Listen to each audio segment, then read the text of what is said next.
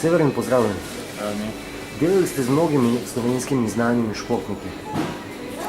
Katere primere bi izpostavili oziroma katere vaše sodelavce bi še posebej predstavili, ker jih morda splošna javnost toliko bolje pozna?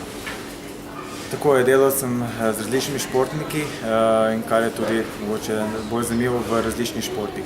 Vemo, da vsak šport ima svoje specifike, zato je tudi prehrana se popolno prilagodi njim. Tako na eni strani recimo moj najuspešnejši športnik doslej Primož Kozmus, tekmuje v atletiki, to je disciplina, kjer je pomembna hitrost, moč.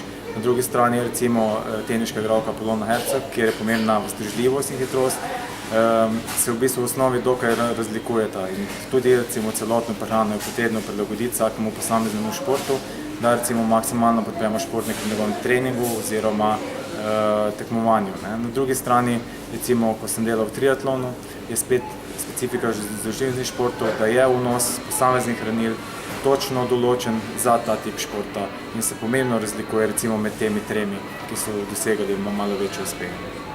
Primož Kozmus je eden najbolj svetlejših, najbolj blestečih primerov uspehov v slovenskem športu. Izjemen športnik, izjemno vsestranska osebnost. Na čem je temeljila njegova prehrana? Povejte nam nekaj podrobnosti iz vašega skupnega dela.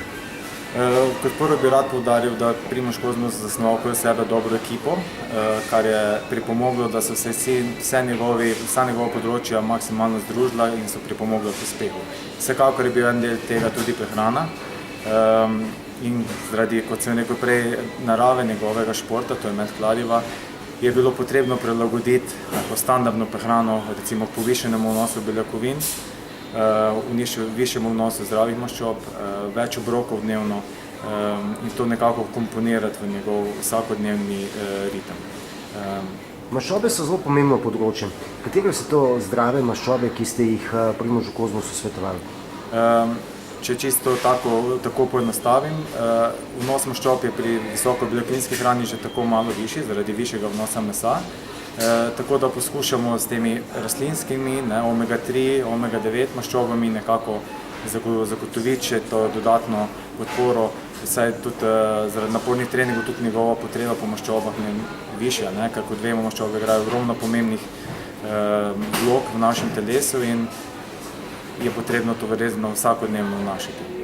Bodva še morda malo bolj natančna, kje sta s Primožem dobila te omega-3 maščobe, v katerih živimo? Tukaj bi zelo rad poudaril, da sem vesel, da imamo v Sloveniji takšne trgovine kot je vaša, kjer lahko v bistvu pridobimo takšne izdelke kot je laneno olje in podobno, da v bistvu preko takih naravnih virov poskusimo povišati vnos maščob in to pomeni teh zdravih maščob, kot so omega-3, EPA, DDH, maščobne kisline.